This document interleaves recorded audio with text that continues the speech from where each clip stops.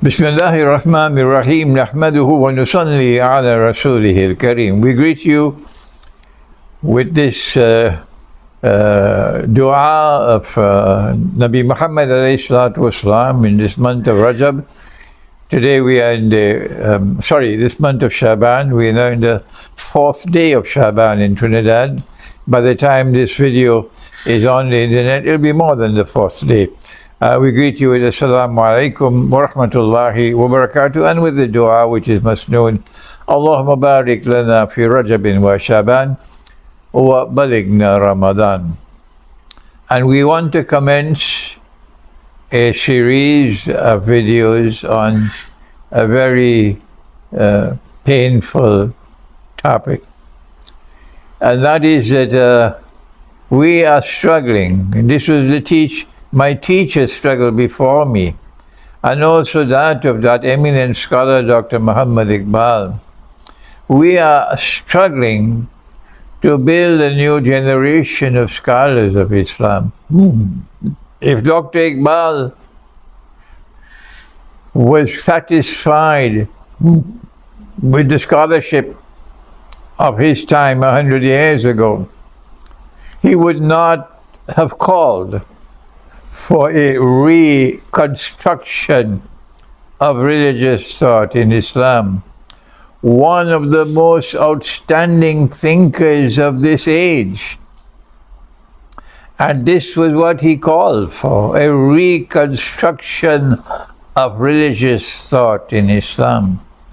And no one has answered that call of his better than my own teacher of blessed memory, Maulana Dr. Muhammad Fadlur Rahman Ansari, who pioneered that reconstruction of religious thought in Islam, particularly in his 2-volume masterpiece, the Quranic Foundations and Structure of Muslim Society. And in that Institute of Islamic Studies which he established, the Alimia Institute of Islamic Studies in Karachi in Pakistan, where he trained me as a student, he trained me as a scholar of Islam. Their efforts, my teacher and his teacher before him, their efforts were directed towards building a new generation of scholars of Islam who would be the last shower of rain of this ummah. Prophet Muhammad, Allah's blessings be upon him, prophesied. He said, my ummah is like the rain. It is not known which shower is better, the first or the last.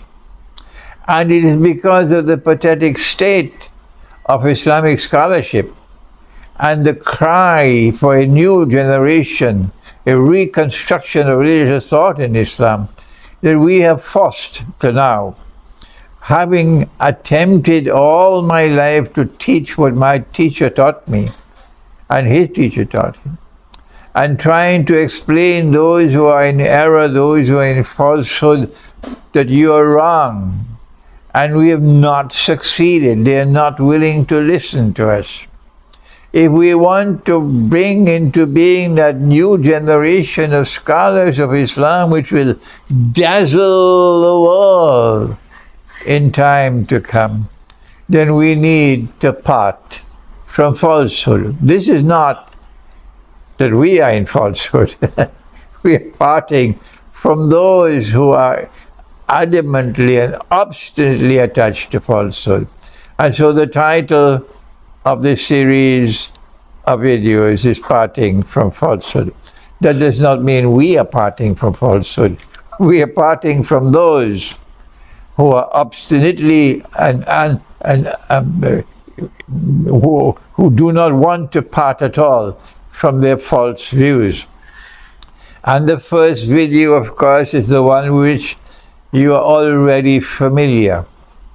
We don't have to repeat what we have taught so many times in the past, that when you study the subject of Gog and Magog from the Quran, then it is clean and clear as daylight.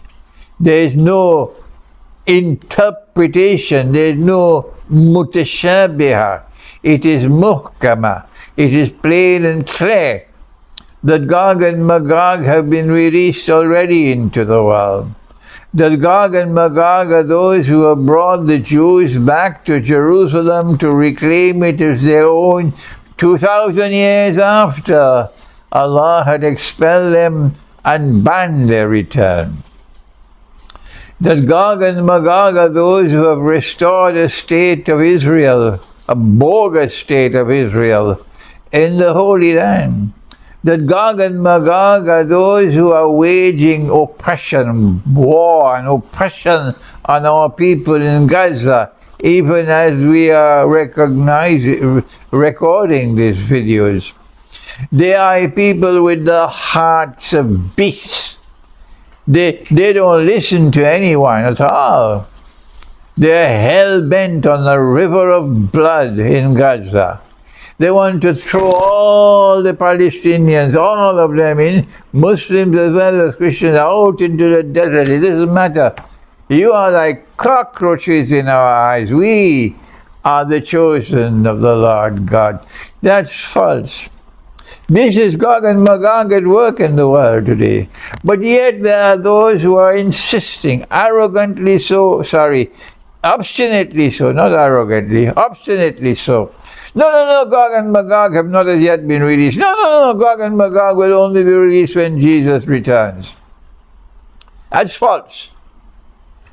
Let me repeat it. And let these words be inscribed on my book on Judgment Day.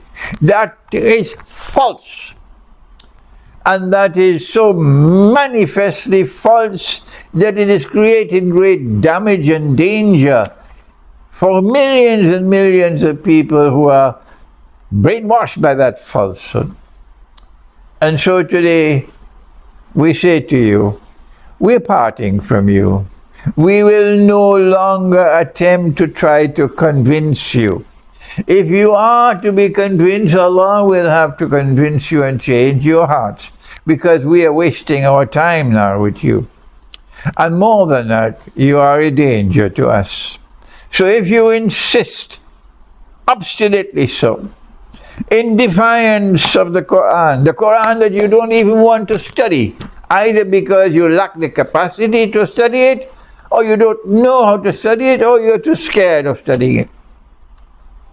We say to you, if you insist on believing that Gog and Magog have not as yet been released into the world, and they will only be released when Jesus returns, Nabi Isa alayhi salam, then sorrowfully, we have to part from you. Thank you. Wassalamu alaikum wa rahmatullahi wa barakatuh.